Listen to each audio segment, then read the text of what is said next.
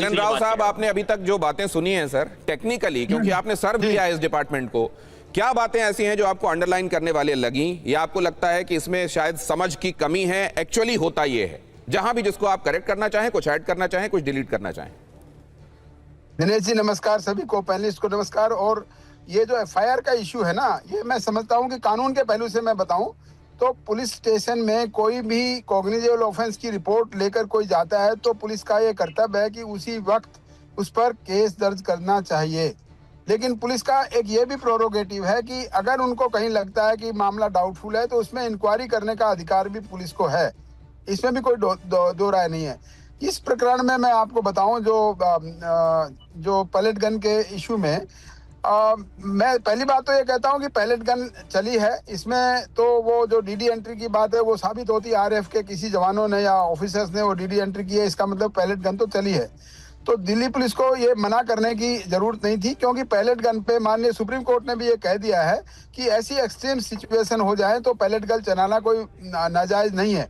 और pellet gun जब दी गई है तो वो चलाने के लिए दी जाती है, कोई उसको सजाने के लिए नहीं दी जाती है। आपने देखा होगा जम्मू एंड कश्मीर में जब पथराव होता था तब पैलेट गन का इस्तेमाल शुरू किया गया था, और वो इसीलिए किया गया था कि कोई इससे आदमी फैटल इंजरी नहीं होती है, ना कोई बहुत ज्यादा सीरियस इंजरी होती है, भीड़ को भगाने के लिए होती है वो पैलेट गन, और इसलिए वो इस्तेमाल की जाती है। तो ऐसी भीड़ में यहाँ पर जैसे कि अभी अग्रवाल जी भी कह रहे थे कि जो करीब 3000 असामाजिक तत्व या क्रिमिनल नेचर के आदमी अगर उस भीड़ में मौजूद थे, जो कि दिल्ली पुलिस ने आंकड़ा दिया है, वो अगर सारे के सारे पार्लियामेंट में घुस जाते तो पुलिस की भी ड्यूटी है उसको लॉ एंड ऑर्डर सिचुएशन को मेंटेन करने के लिए किसी भी हद तक उनको बल प्रयोग करना चाहिए था, तो किया।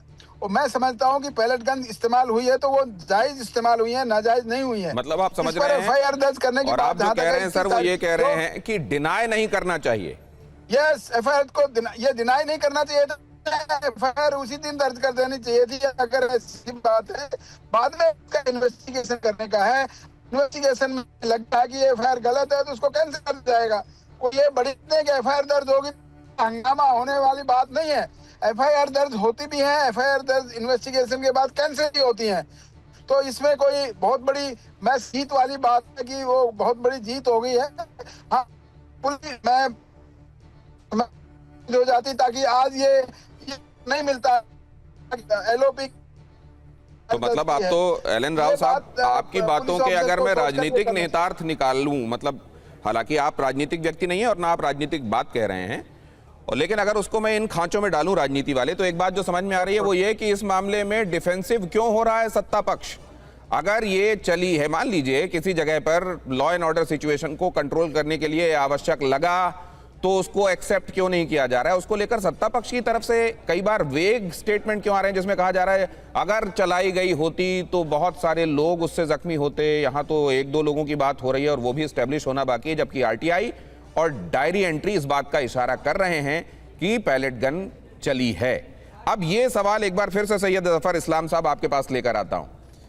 ये बल प्रयोग होते रहे, लॉ एंड ऑर्डर को मेंटेन करने के लिए बल प्रयोग अगर आवश्यक है और एनफोर्समेंट एजेंसी को यह जरूरी लगता है तो वो करेगा।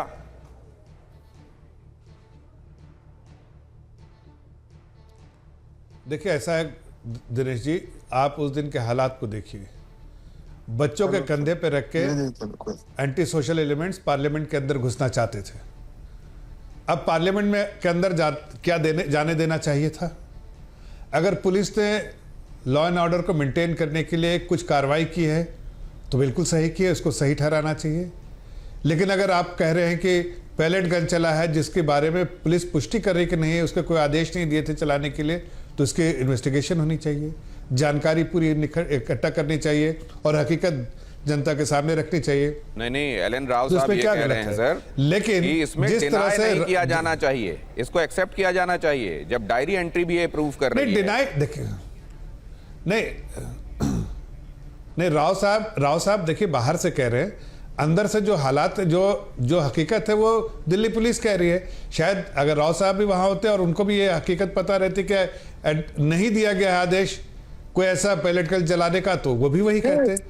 बाहर से तो कहना आसान है, कोई भी कुछ कह सकता है, लेकिन जो आदेश जो दिया गया है, आदेश अगर दिया जाता है। सर एक सेकंड, वो कुछ कह रहे हैं राव साहब, एक बार फिर आता हूं आपके पास। ईशान आपका भी इशारा बहुत देर से देख रहा हूं मैं, आता हूं आपके पास भी। हाँ राव साहब, जी दिनेश जी देखिए, जो नहीं, राव साहब के बारे में दिया गया है, इन पे कोई टिकट टिप्पणी नहीं।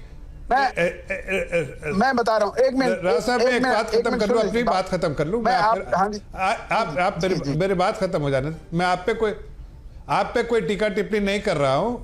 मैं, आप एक police officer, retired police officer, आपकी जानकारी, जो प्रोसेस है उसकी जानकारी जाहिर है, और जितने भी पैनल में लोग बैठे उनसे ज्यादा होगी। लेकिन जो दिल्ली पुलिस का जो स्टेटमेंट है, जो क्लैरिटी के साथ उन्होंने दिया है कि पैलेट गन चलाने का आदेश नहीं दिया गया है, इसीलिए अज्ञात व्यक्ति के खिलाफ जो है एफआईआर किया गया, तो होना ही था। इस सब कहा सुनी के बीच में, इन तमाम तर्कों वितर्कों के बीच में जो वस्तु स्थिति है वो ये है कि चाहे वो धर्मेंद्र प्रधान का इस्तीफा हुआ हो, चाहे आज एफआईआर दर्ज हुई हो, जो संदेश जा रहा है, जो मैसेज जा रहा है, वो ये जा रहा है कि दबाव पड़ने के बाद ही कदम उठाए जा रहे हैं। इस पर आपका 15-20 सेकंड का जवाब चाहिए, क्योंकि समय समाप्त हो रहा है।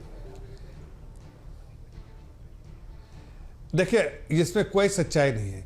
देखिए, उस वक्त धर्मेंद्र प्रधान जी ने खुद स्वयं फैसला किया कि जिस तरह से एंटी सोशल एलिमेंट घुस गए हैं और राजनीतिक पार्टियां उनके कंधे पर रह के अपना राजनीतिक फायदा उठा रहे हैं, तो इनोसेंट बच्चों को ध्यान में रखते हुए कि उनको कहीं ना किसी तरह की हताशा ना हो, कोई उनको प्रॉब्लम ना हो, उन्होंने स्वयं प्रपोज किया कि मैं अपने पद से को छोड़ना चाहता हूं। कोई सरकार तो आज भी आप ये कहेंगे कि एक्चुअली दिल्ली पुलिस को इससे कोई लेना देना नहीं था कि वहां एलओपी पहुंचे हुए हैं, राहुल गांधी पहुंचे हुए हैं, उनको लगा, और उनको 14 तारीख, 17 तारीख और इसके बाद आज ये लगा कि इस मामले में मेरिट है, एफआईआर दर्ज होने वाला ग्राउंड है, इसलिए उन्होंने किया, कोई दबाव नहीं।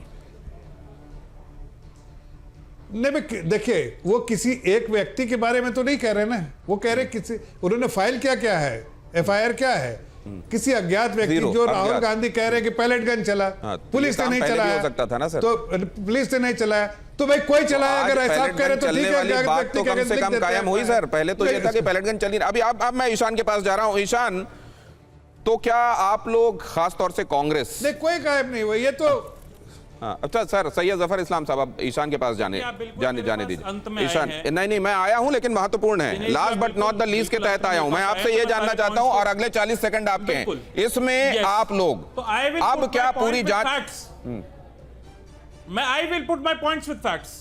बोलिए जल्दी से। मैं फैक्ट्स के साथ रखता हूं। अभी आप कह रहे हैं कि एंटी सोशल एलिमेंट्स के पास पैलेट गन पहुंच सकती है क्या? अरे तो दिल्ली पुलिस की जो जनरल डायरी है उसमें से पैलेट गन चली है, ये तो प्रूफ हो गया ना सामने से। शॉक बैटन्स का इस्तेमाल हुआ, ये तो प्रूफ हो गया सामने से। तो यहां पे इनके प्रवक्ता बैठ के झूठ क्यों बोल रहे? पहली बात तो ये बताइए। अच्छा मुझे ये बताइए, सवाल का जवाब दीजिए कि एलआईयू आपके पास है, आईबी आपके पास है, दिल्ली पुलिस आपके पास है, सीबीआई आपके पास है, सब कुछ आपके पास है, केंद्र के पास है, अमित शाह के अंदर आती है, अंडर आती है। पत्थर का ट्रक कैसे आ गया वहां पे, मुझे ये बताइए। अगर एंटी सोशल एलिमेंट्स वहां पे घुस गए हैं तो एलआईयू और आईबी वाले क्या वहां पे पकौड़े तल रहे थे? मुझे ये बताइए। तो बात यहां फुल स्टॉप तक नहीं पहुंची है। बहुत धन्यवाद करता हूं आप सबका।